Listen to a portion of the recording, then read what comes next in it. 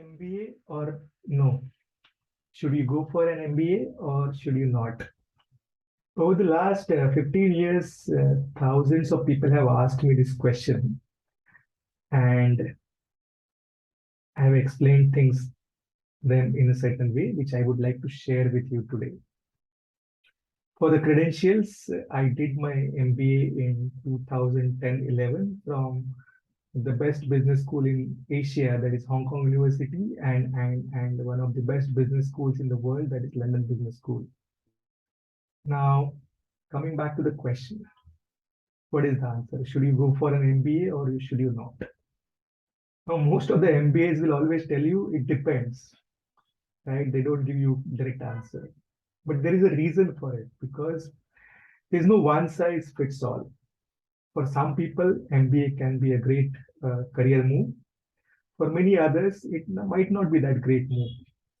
There are many CEOs in the world and many founders in the world and many investors in the world who have done MBA and they have benefited from it. At the same time, there are a large number of CEOs, founders, investors, very successful and rich people who have not done MBA. So there is no one size fits all. It has to be a very personalized decision based on your own plans, background, preferences, vision for the future, and many other factors. Let's discuss in details. On a lighter note, a lot of people are strongly against MBA. For example, this gentleman, Guy Kawasaki, who was one of the early employees of Apple and who also set up a venture capital firm later, he would say the more number of MBAs on the team, the valuation goes down significantly of the company.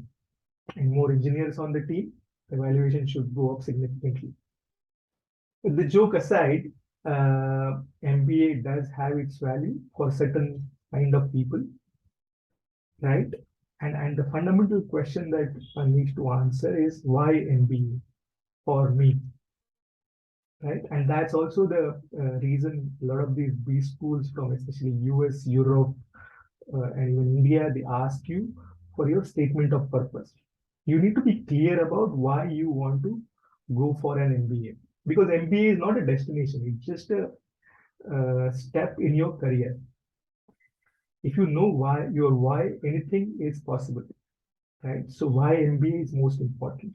Now, what are these whys, right? When I went to London Business School, I saw people who knew their why, they did very well. For example, there were some people who had a great family business and they wanted to expand in, say, European or UK markets, and that's why they went there. They wanted to know the people in London. They wanted to understand the culture. They wanted to understand the business environment. They did very well because they wanted market access.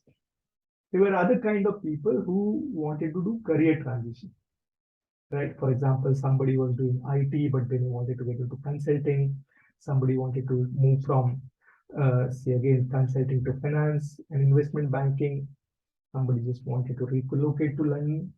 So the second reason was also quite important because they exactly knew why they are doing their MBA. And they, while doing MBA, they also pursued these special projects, like they pursued these transition opportunities, but they kept on meeting people from those specific industries. They kept on preparing for case interviews. They also kept on appearing for relevant jobs. So MBA was not the destination. MBA was just a bridge that would take them to their destination, right? So business opportunities, career transitions. Some people were there just for the joy of learning.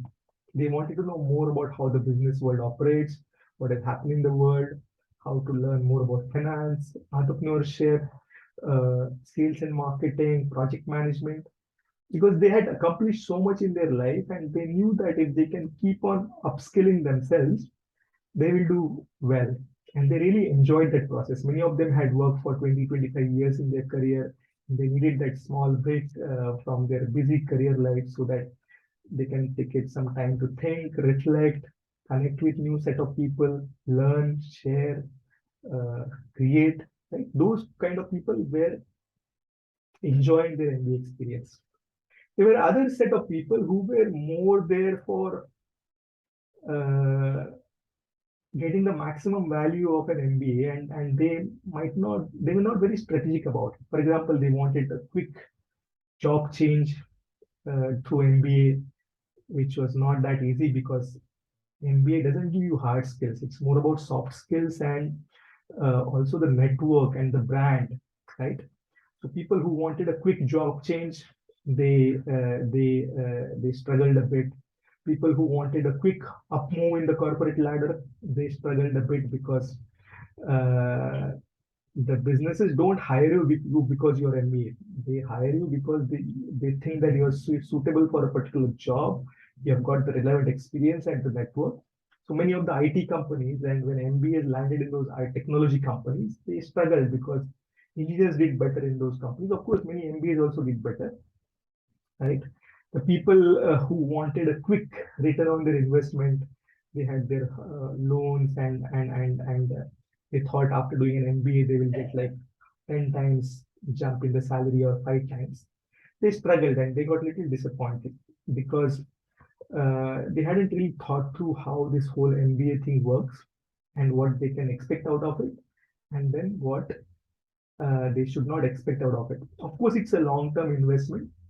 Um, uh, it helps to great access to a great brand. Now because I went to London Business School, now I've got great networks spread all over the world, across industries, across verticals, across sectors, right? So and that network has been extremely valuable in number of things that I do, whether it is startup investing, venture building, corporate relations, right? Because that has been extremely valuable. But at the same time, as I said, you have to be clear. Are you going to leverage that network? Are you going to leverage those market opportunities? Are you going to manage those transitions from, say, tech to consulting, or do you want to do something else? So it's the MBA is a facilitator. That institution gives you space to think, to connect, to reflect, to work. But if ultimately it's your responsibility to make it work.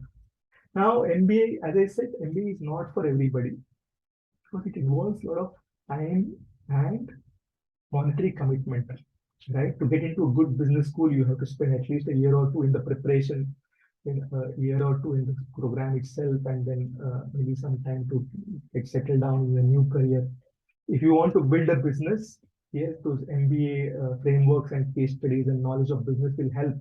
But entrepreneurship is a very different game, where MBA can help, but it is not a must-have, right? So you really have to think through all these aspects. Why you want to do MBA? What is your motivation? What do you want to get out of that experience? What is it that you are willing to pay for it? The amount of time and effort and money, and then what are your long-term plans and short-term plans, and how this degree can help you. It is, of course, not for everybody, as I said. If you think you have found a problem and then you're committed to solve that problem, and on the way you will get your real life MBA, right? Building a startup could be a great experience of uh, learning the ropes of the business on the job, and that might be much more intense, right? Because the buck stops with you. It has everything. You are responsible for everything, right? So there are ways to kind of find out whether MBA is for you or not, whether it aligns with your long-term and short-term plans, how to find that clarity, uh, how to how to connect with right set of people. As I always say, fools learn from their own mistakes, but the smart people learn from other people's mistakes and wisdom. So you can always reach out to people who have done it, spend a lot of time, seen the positive side of it, seen the not so positive side of it, so that you can take an informed call, because it's important. It's about your career, and it's about how you want to achieve your potential in life. The help is available. So I've been quite fortunate to have been blessed by so many such helpful people, and I'm always looking forward to share my learnings and ideas with people who can benefit from it. So So cut a long story short, MBA is a great space to enhance your career. It is not for everyone because in India, you see more than 90% MBAs are not even employable. Because it's not about the MBA degree, it is about what you know, how you want to use it, what are your plans, what is your attitude towards it, do you have the courage and the skills that are required to succeed in the marketplace. MBA can facilitate it. MBA can improve your chances of success. But MBA is not the panacea for all your career challenges, right? It does offer certain great advantages like a global network, business acumen, specific business skills, community that will support you, new experiences, and access to new markets. But it's not the solution to all your challenges. Like finally, you will have to do the work and find your path. I always tell people the best CEOs in India are not always MBAs. Of course, many of the other CEOs are MBAs.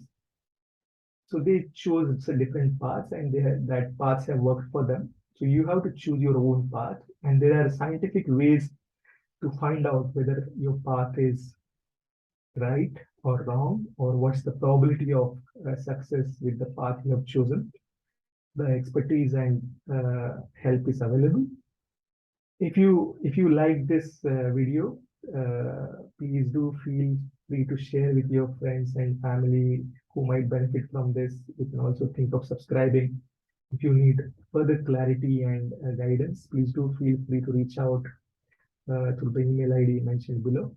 Thank you and have a great life, have a great career, and I wish you a very happy Diwali in advance. Thank you.